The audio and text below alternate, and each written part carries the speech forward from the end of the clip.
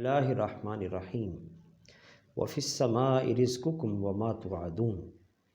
آج کا جو ہمارا درس ہے وہ رزق حلال کی اہمیت اور کچھ دعائیں بیان کرنی ہیں جو اللہ کے محبوب علیہ الصلاۃ والسلام نے ہمیں تعلیم ارشاد فرمائی۔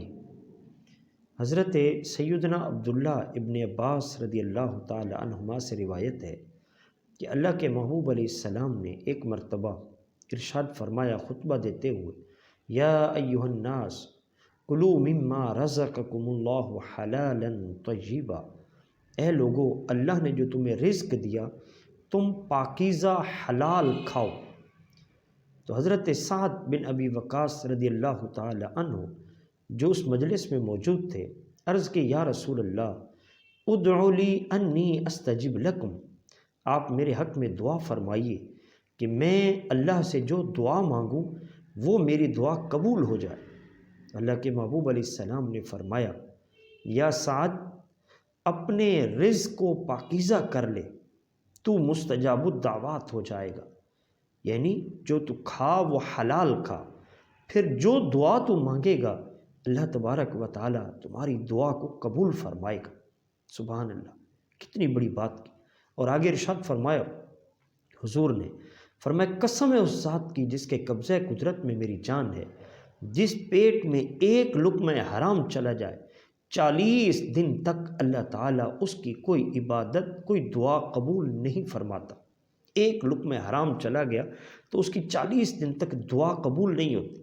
آج جو ہماری ایک شکوہ شکایت رہتا ہے کہ ہماری دعا قبول نہیں ہوتی، تو پھر ہمیں اپنے رزق پر غور کرنا چاہیے کہ میرا رزق پاکیزہ ہے یا پاکیزہ نہیں ہے۔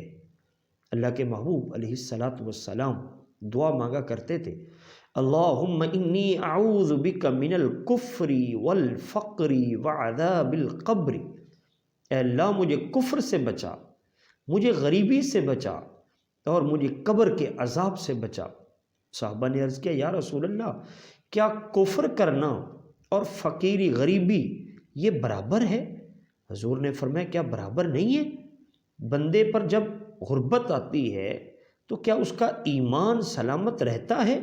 نہ اس کی کوئی زبان کی پاسداری رہتی ہے، نہ اس کا کوئی وعدہ وہ اپنا پورا کر سکتا ہے، کچھ بھی اس کا پلے نہیں رہتا۔ تو اس لیے کفر اور غریبی سے اللہ کے محبوب علیہ الصلاۃ والسلام نے پناہ مانگنے کی ہمیں تعلیم ارشاد فرمائی۔ سیدنا حضرت علی پاک کے پاس ایک مکاتب حاضر ہوا۔ مکاتب اس غلام کو کہا جاتا ہے۔ سورۃ النور قرآن پاک میں یہ بیان ہے، پہلے دور میں جب جنگیں ہوتی تھیں اور فوجی پکڑے جاتے تھے تو پچھلی حکومتیں ان کو چھڑانے کا کوئی انتظام نہیں کرتی تھی، تو یہ تعلیم دی گئی کہ انہیں آپس میں بانٹ لیا جائے، غلام بنا لے، پھر وہ غلام اگر کچھ کما کر وہ مالک کو دے کر آزادی لینا چاہے تو اسے آزادی دی جائے۔ تو ایک وعدہ، اتنا میں تمہیں کما کر دوں گا، وہ وعدہ اگر پورا کر لے تو اسے آزاد کر دیا جائے۔ تو ایک مکاتب مولا علی کے پاس آیا اور آ کر کہنے لگا، حضور والا مجھے میرے آقا نے ایک شرط رکھی تھی کہ میں تمہیں آزاد کر دوں گا، لیکن مجھے لگتا ہے کہ مجھے آزادی نہیں مل پائے گی کیونکہ میرے پاس پیسے نہیں ہیں اور میرے سر پر جو قرض ہے وہ بہت زیادہ ہے۔ تو مولا علی فرمانے لگے، گھبراؤ نہیں، میں تمہیں ایک دعا سکھاتا ہوں اور وہ دعا مجھے حضور نے سکھائی ہے، اور یہ دعا تم پڑھنا شروع کر دو، احد پہاڑ جتنا بھی اگر تمہارے سر پر قرض ہوگا تو وہ بھی اڑ جائے گا، ختم ہو جائے گا۔ وہ دعا کیا ارشاد فرمایا یہ مجھے حضور نے تعلیم دی ہے، اللہم اکفنی بحلالک عن حرامک، اے اللہ مجھے تو حلال سے کفایت کر اور مجھے حرام سے بچا، واغننی بفضلک عمن سواک، اور مجھے اپنے فضل سے غنی کر دے، اپنے علاوہ کسی کا مجھے محتاج نہ کر۔ سبحان اللہ، کتنی پیاری دعا ہے۔ ہمیں اللہ کے محبوب کی تعلیم کی ہوئی دعاؤں کو اپنے مانگنا چاہیے۔ اللہ کے محبوب علیہ السلام نے فرمایا، الدعاء سلاح المؤمن، دعا مومن کا ہتھیار ہے۔ ہم آج مادیت میں کھو گئے ہیں کہ جو اللہ کرے گا جی ٹھیک ہے، جو اللہ کرے گا، نہیں، دعا ہمیں مانگنی ہے۔ یہ حضور نے تعلیم ارشاد فرمائی۔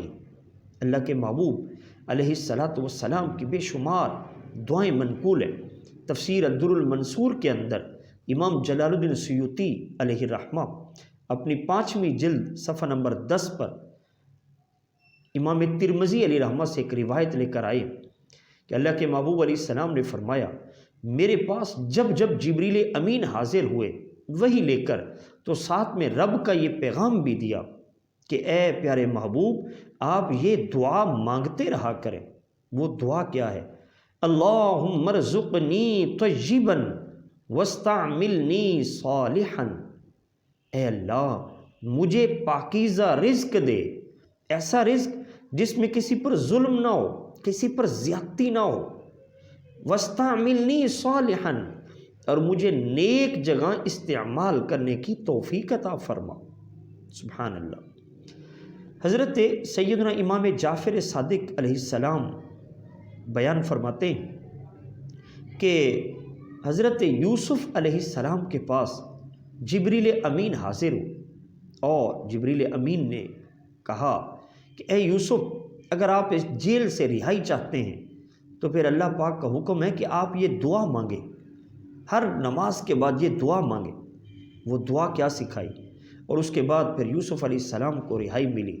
وہ دعا یوں ہے، اللہم اجعلنی فرجا ومخرجا وارزقنی من حیث احتسب ومن حیث لا احتسب، اے اللہ میرے لیے راستے کشادہ کر دے، میرے لیے یہ کھول دے، یہ زنجیریں کھول دے، یہ قید میری ختم کر دے، وارزقنی من حیث احتسب ومن حیث لا احتسب، اور مجھے ایسی جگہ سے رزق دے جہاں سے میرا گمان ہے، اور ایسی جگہ سے جہاں سے میرا گمان ہی نہیں ہے، میرے اللہ تو مجھے وہاں سے رزق عطا فرما۔